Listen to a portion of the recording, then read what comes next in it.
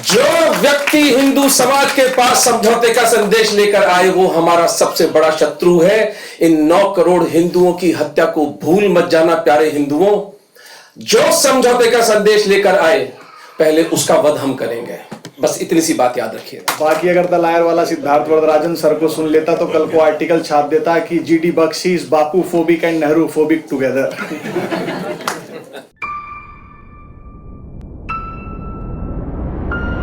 भारत का अनकहा इतिहास। यहाँ सब लोग मेरे से जो बैठे हैं एज में बड़े ही हैं, जिनको मैं देख पा रहा हूं। आप सबसे भी थोड़े बड़े थे एक आरसी मजूमदार।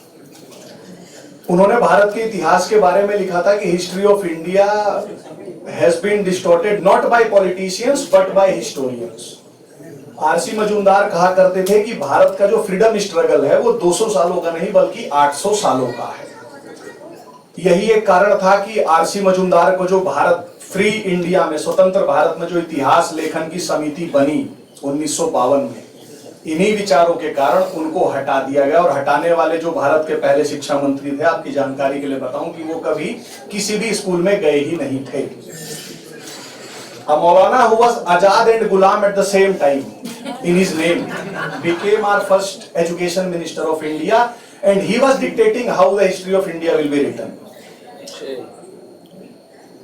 तो एक शायर हैं, तुफैल जी बैठे हैं, तो थोड़ी शायरी की एक मैं बात कर दूं, फिर मैं अपने पहले वक्तव्य को बुलाऊंगा। किसी शायर ने कहा था, पता नहीं क्यों कहा था, आज के मौके पर बड़ी दुरुस्त बैठती है, कि जब वक्त पड़ा तो गुलशन को लहू देकर सींचा उसने, जब वक्त पड़ा तो गुलशन को लहू देकर सींचा उसने, और अब जब बागों में बाहर आई तो कहते हैं तेरा काम नहीं।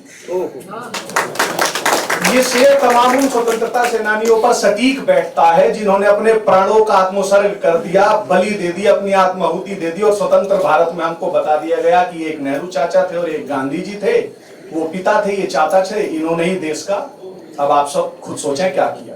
आज मैं आपको एक चुटकुला सुनाता हूं।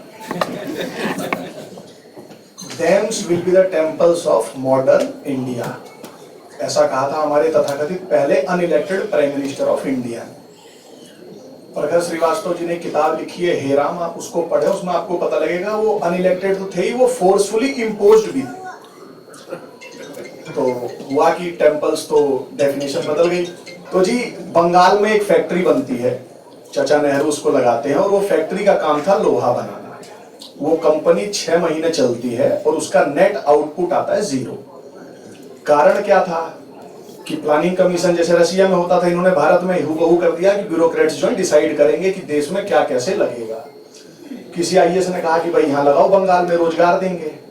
अब सर लोहा बनेगा फैक्ट्री में, फैक्ट्री में है मशीन, मशीन चलेगी बिजली से, बिजली आती है कोयले से, पर कोयला तो बंगाल में मिलता नहीं, कोयला मिलता है झारखंड में। अब झारखंड से कोयला बंगाल कैसे पहुंचेगा, तो रेलगाड़ी में। अब रेलगाड़ी किस पे चलेगी, तो पटरी पे। पटरी किससे बनती है, तो लोहे से। लोहा कहां बनेगा, बंगाल में। ये सच्ची घटना है, आप लोग इसको चेक कर सकते हैं। तो ये हमारे पॉलिसी मेकर्स थे। अमित शाह जी ने भी कहा था कि किताबें लिखो, और एक पुराने हिस्टोरियन हुए कि those who forget their history are doomed to repeat it. इसलिए भी हमको हिस्ट्री जाननी चाहिए। मुझे अपने गुरु की कही बात याद आ जाती है कि जो भारत का रूलिंग एलीट है वो दुनिया का सबसे निकृष्ट प्राणी है। एक नेम प्लेट के लिए, एक कुर्सी के लिए बहन बेटी के सम्मान का सौदा करता है। मोहनदास गांधी ये बात जानते थे कि जब डायरेक्ट एक्शन डे और नोआखली हो रहा था तो कांग्रेस की एक बड़ी नेता को उन्होंने भेजा कि वहां जाइए, हालात का ग्राउंड जीरो पे देख के आइए। स्थिति इतनी भयावह थी, वो अपने गले में एक पॉइजन बांध के घूमती थी। प्रखर श्रीवास्तव जी उनका नाम बता देंगे। उसके बाद भी गांधी हमको हिंदू मुस्लिम एकता की अफीम चटाते रहे। तो ये जो हिंदू रूलिंग एलीट है, इससे घटिया कुछ होगा नहीं। सर हमने पढ़ते थे इंग्लिश में कि एक कंपैरेटिव डिग्री होती है, एक सुपरलेटिव डिग्री होती है। तो जैसे बेड का होता है वर्स्ट और फिर होता है वर्स्ट, तो मुझे लगता है कि बेड का superlative ultra pro max 512 GB अगर होगा तो हिंदू रूलिंग एलीट होगा। हमारे चचा नेहरू भारत के भविष्य के प्रति कितने बड़े अदूरदृष्टा थे, उसका एक ही कारण हो सकता है, हमने सुना है कि प्यार में पड़ा व्यक्ति अंधा हो जाता है। बाकी अगर द लायर वाला सिद्धार्थ वरदराजन सर को सुन लेता तो कल को आर्टिकल छाप देता कि GD Bakshi is Bapu phobic and Nehru phobic together. Sir ने जैसे जो बताया था उसमें एक चीज मैं ऐड करना चाहूंगा। आपको अगर कभी हंसने का मन हो या कुछ ऐसे चुटकुले पढ़ने का मन हो, तब तो किताबें छपती नहीं है वो चुटकुलों वाली, तो आप आर एस शर्मा की लिखी हिस्ट्री की किताब उठा सकते हैं। ये एंशिएंट इंडिया के सबसे बड़े हिस्टोरियनों में एक है, इनकी किताब मैंडेटरी रीडिंग है। एक चुटकुला सुनाता हूँ। लिखते हैं कि जो आर्यंस थे उन्होंने इन्वेड किया था। इसके क्या प्रूफ हैं कि आर्यंस जो हैं वो घोड़ों को लेके आए थे और उनके आने से पहले भारत में घोड़े मिलते नहीं थे। फिर उसी में आगे लिखते हैं कि लोथल में खच्चर मिला है। अब ये आर एस शर्मा से ये क्वेश्चन पूछा जाना चाहिए कि खच्चर जो है वो आया कहां से जब भारत में घोड़े थे नहीं। ये एक है, ऐसे बहुत सारे विजडम के हमको उनकी किताबों में मिलेंगे। बार बार हर किसी ने कहा कि हिस्ट्री हिस्ट्री हिस्ट्री हिस्ट्री। रघुवरी डालमिया सर को रिटायरमेंट के बाद किताब लिखनी पड़ रही है। यहाँ स्टेज पे जितने लोग बैठे हैं सब रिटायर्ड हैं। वो बात अलग है कि ये टायर्ड नहीं है। उसका कारण है कि हमको सच्चा इतिहास पढ़ाया नहीं गया, और अगर पढ़ा दिया जाए तो मुझे नहीं लगता कि यहाँ जो लोग बैठे हैं वो झेल भी पाए। मैं आपको एक छोटा सा एग्जांपल देता हूं कि हमसे क्या छुपाया गया। संजय दीक्षित सर ने इस्लाम की बात करी थी सबसे पहले शुरुआत में। मैंने सबसे पहले बोला था कि आरसी मजूमदार ने कहा था कि भारत का फ्रीडम स्ट्रगल है वो सिर्फ 200 सालों का नहीं है बल्कि वो 1200 सालों का है। इन पिछले 1200 सालों में आपके, मेरे परिवार के, हमारे पुरखे, इन्होंने एक मूल्य चुकाया है। चरखा चलाने से भी आजादी आई, पर कुछ मूल्य भी चुकाया गया। 9 करोड़ हिंदुओं की पिछले 1200 सालों में जान गई है, हत्या हुई है। अगर मैं इसको आप लोगों के लिए थोड़ा सिंप्लीफाइड करूं तो हर साल 75,000 हिंदुओं को केवल हिंदू होने के कारण मार दिया गया। और ये 1 साल, 2 साल, 3 साल, 10 साल, 20 साल, 50 साल की बात नहीं है। 1200 सालों तक हर साल 75,000 हिंदू केवल इस कारण मार दिए गए क्योंकि वो हिंदू थे। मैं इसको थोड़ा और सिंप्लीफाइड कर दूं तो हर महीने 6250 हिंदुओं की हत्या इस देश में हुई है, और ये क्रम 1200 सालों चला है। 1200 गुणे 12 कर दीजिए, हर महीने 6250। अगर मैं इसको आपके लिए और सिंप्लीफाइड कर दूं तो पर डे, जब हम सुबह गुड मॉर्निंग का मैसेज भेजते हैं और जब अगले दिन का गुड मॉर्निंग का मैसेज भेजते हैं, इस बीच में 208 हिंदुओं की हत्या हुई। और यह क्रम 1 दिन 2 दिन नहीं, 1200 साल गुणे 365 दिन कर दीजिए। मैं इसे और सिंप्लीफाइड कर दूं तो आप लोग यहां जितने 2 घंटों में बैठे हैं तो हर घंटे, आप लोगों को 2 घंटे तो हो ही गए, 6 बजे आप लोग आ गए थे लगभग, हर घंटे 8 हिंदू की हत्या इस देश में की गई है क्योंकि वो हिंदू थे और एक किताब उनकी हत्या करने को ऐसे डिवाइन सैंक्शन देती है। आप लोग इसको ग्रास्प कर पा रहे होंगे कि नहीं कर पा रहे होंगे? अगर इसको मैं बताऊं तो 1,05,12,000 घंटे, 1 घंटे में 8, 4,38,000 दिनों तक 208 हिंदू, 62,400 हफ्तों तक, 14,400 महीनों तक, और 1200 सालों में हमने 9 करोड़ लोग खोए हैं। और यहां कोई बैठा ऐसा नहीं है जो ये दावा कर सके कि हमारे पुरखों में वो नहीं थे। ये हमको नहीं पढ़ाया गया। यहाँ सब एजुकेटेड लोग ही बैठे हैं और मुझसे ज्यादा ही एजुकेटेड बैठे। आप सब ढूंढेंगे तो 10 पीढ़ी पहले भी जाएंगे तो आपको मिल जाएंगे, 5 पीढ़ी पहले भी मिल जाएंगे। और यहां बैठे जितने लोग हैं उनमें हम कोई गारंटी नहीं ले सकते कि हमारे पुरखों ने, आप लोग टैक्स भरते हैं ना, डॉक्टर अतुल बोलते हैं कि 30% टैक्स स्लैब वाले हैं हम लोग, तो खैर वो लोग पता नहीं कौन से टैक्स स्लैब में आएंगे जो जजिया भरा करते थे। जजिया लेने वाला कॉलर से पकड़ के झकझोरता था, और यदि वो ऐसे कर दे तो जजिया जिसको देना है वो अपना मुंह खोल ले कि वो उसके मुंह में अपनी खराश थूक सके। ये बयाना के काजी ने अलाउद्दीन खिलजी को बताया था। ये हमको नहीं पढ़ाया गया। हम बताएं तो हमको हेट मोंगर और पता नहीं कौन कौन सा मोंगर कहते हैं, और फिर कहते हैं कि जीडी बख्शी इतनी तेज चिल्लाते क्यों हैं। तो हम इस चीज को जाने और इस किताब को खरीदें। ये किताब बाहर रखी है क्योंकि अब हमारे पास ये बहाना नहीं है कि हमारे पास ज्ञान नहीं है। जीडी बख्शी सर ने इतनी किताबें लिख दी, रघुवरी डालमिया, यहाँ स्टेज पर जितने बैठे हैं सबने लिख दी। मेरा स्वभाव नहीं है कि मैं किसी सभा में इस तरह आकर के माइक पकड़ूं, लेकिन अगर कौशल की बात की तार्किक निष्पत्ति नहीं है, उसको लॉजिकल एंड तक नहीं ले जाएंगे तो बात अधूरी रह जाएगी।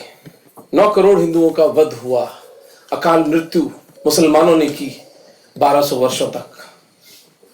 इस बात को अपने चित्त में सीमेंट के साथ, दालमिया जी की फैक्ट्री में बने हुए सीमेंट के साथ अपने चित्त में गाड़ लीजिए। लेकिन जो बात मैं कहने आया हूं वो ये, आप में से गॉडफादर कितने लोगों ने देखी है?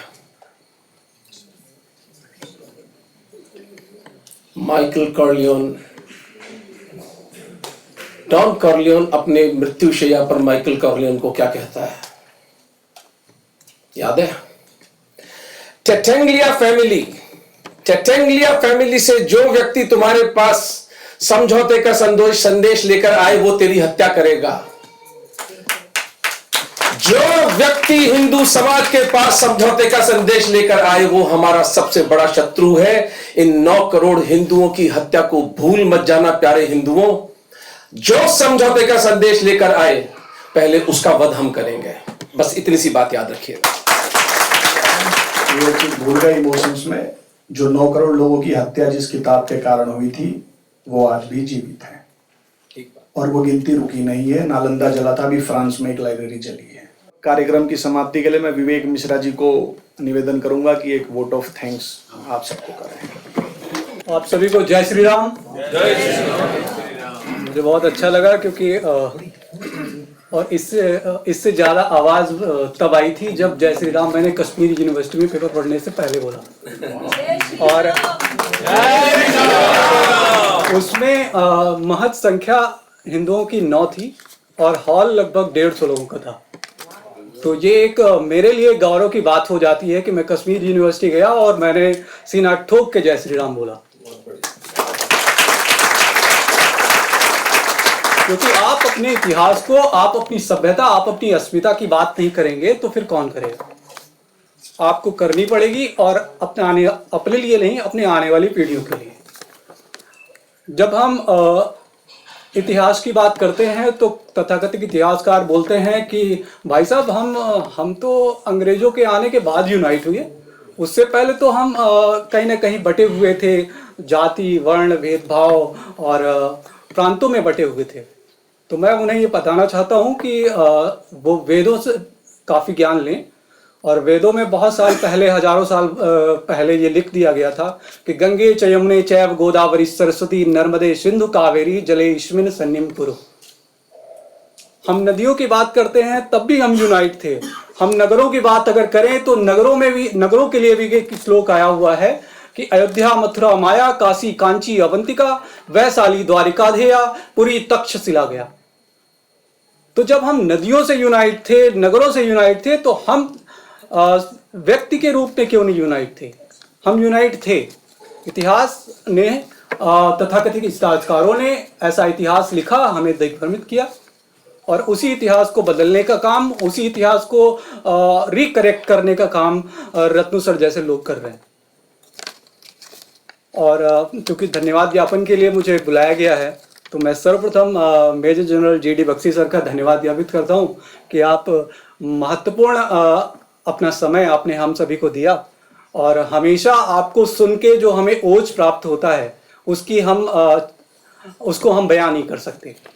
और अभी हाल ही में मुझे पता चला कि आप किश्तवाड़ में आपने कई वार लड़े हुए हैं और किश्तवाड़ की जब हम बात करें तो जम्मू कश्मीर, चूँकि मैं पिछले 1 साल से जम्मू कश्मीर में हूँ और वहाँ 370 के बाद जो डेवलपमेंट्स हो रहे हैं उन पे मेरा काम चल रहा है। तो किश्तवाड़ भी इसी सिलसिले में मैं गया था और किश्तवाड़ ऐसा एरिया है कि अगर आप बस से जाएं या फिर अपनी गाड़ी वगैरह आपके पास हो तो मुझे लग रहा है कि 2-3 बार वॉमिटिंग तो आपको होगी। तो मैं इसकी थोड़ी सी कल्पना कर सकता हूँ, पूरी कल्पना तो नहीं कर सकता कि मेजर साहब ने कितना सामर्थ्य दिखाया होगा उस समय।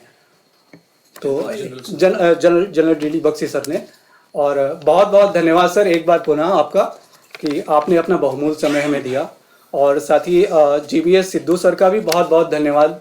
आपके द्वारा जो खालिस्तान कॉन्स्पिरेसी की जो बात की जाती है, मैं कह सकता हूं कि अगर आप खालिस्तान कॉन्स्पिरेसी की बात करें और सिर्फ खालिस्तान कॉन्स्पिरेसी गूगल पे सर्च करें तो एक व्यक्ति सबसे ज़्यादा रेलिवेंट मिलेगा, वो है GBS सिद्धू सर।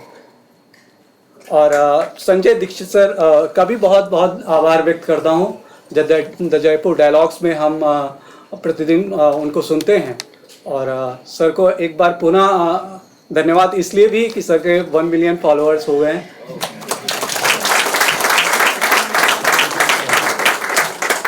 और इसके पश्चात मैं प्रभात जी का भी बहुत बहुत धन्यवाद करता हूँ। प्रभात जी भाई साहब का धन्यवाद इस नाते नहीं कि वो आज आए हुए हैं, उनका आगमन हुआ है, इस नाते कि उन्होंने एक ऐसे इतिहास को प्रकाशित किया, ऐसी पांडुलिपि को प्रकाशित किया जो कहीं ना कहीं लोगों को अपने इतिहास के बारे में जानकारी देगी, महत्वपूर्ण जानकारी देगी। और उसके बाद अंत में मैं श्री रघुहरी डालमिया सर का बहुत बहुत धन्यवाद ज्ञापित करूंगा कि आपके नेतृत्व में जो हम लोगों ने जो कार्य किया, एक पुस्तक लिखने का कार्य और दूसरा इस कार्यक्रम को आयोजित करने का कार्य, तो एक खूबसूरत आयोजन, एक महत्वपूर्ण आयोजन आज श्री रघुहरी डालमिया सर के नेतृत्व में हम लोगों ने किया। इसके लिए आपका पुनः एक बार फिर धन्यवाद ज्ञापित करता हूँ सर। और धन्यवाद की कड़ी में एक नाम और श्री रत्नू सर का कि आप आए, और वैसे पहले से प्लान नहीं था लेकिन अचानक आप जो है पता चला कि आप भी आ रहे हैं। और प्रभात जी से मैं कल ही बात कर रहा था, तो प्रभात जी भी बड़ा खुश हो गए कि भाई रत्नू सर आ रहे तो फिर मज़ा आएगा। और तो आपने महत्वपूर्ण समय दिया सर, तो आपका भी बहुत बहुत धन्यवाद। और एक बार पुनः मैं आप सबका हार्दिक धन्यवाद ज्ञापित करता हूं कि आपने अपना महत्वपूर्ण समय दिया। और धन्यवाद की कड़ी में कुछ नाम और हैं, और डॉक्टर अजय कुमार सिंह डायरेक्टर हैं तुलनात्मक धर्म सभ्यता केंद्र सेंट्रल यूनिवर्सिटी ऑफ जम्मू में, और उन्होंने इस पुस्तक में महत्वपूर्ण कोट दिया है। साथ ही प्रमोद पांडे जी अध्यक्ष हैं हिंदी अकादमी, आप सभी ने पुस्तक का ट्रेलर देखा होगा तो उनमें इनके नाम आपको दिखे होंगे। और इसी कड़ी में डॉक्टर अमित कुमार कुशवाहा जी, जो कि राष्ट्रधर्म के सहायक संपादक भी हैं। राष्ट्रधर्म राष्ट्रवादी गतिविधियों पर प्रकाशित एक पत्रिका है, और जिसका संपादन मेरे ख्याल से अटल जी ने प्रारंभ किया था 1948 के आसपास में। उसके बाद फिर उपाध्याय जी ने उसका संपादन किया, और उसके बाद डॉक्टर अचिंत्य महापात्रा जी का, जो कि नेशनल डिफेंस एकेडमी में एसोसिएट प्रोफेसर हैं, उनका भी हार्दिक धन्यवाद ज्ञापित करता हूं। और साथ ही अंतिम कड़ी में अपने सभी मीडिया कर्मियों का भी धन्यवाद ज्ञापित करता हूं जो इस कार्यक्रम को टेलीकास्ट कर रहे हैं। बहुत बहुत धन्यवाद। जय हिंद, वंदे मातरम। किसी जी शायर ने कहा था कि वरना वहशत और सुकून में फर्क क्या रह जाएगा, वरना वहशत और सुकून में फर्क क्या रह जाएगा, बस्तियों को जंगलों से दूर रहना चाहिए। वरना वहशत और सुकून में फर्क क्या रह जाएगा, बस्तियों को जंगलों से दूर रहना चाहिए। पर इस तरह तो दीवानगी और भी बढ़ जाएगी, इस तरह तो दीवानगी और भी बढ़ जाएगी, पागलों को पागलों से दूर रहना चाहिए।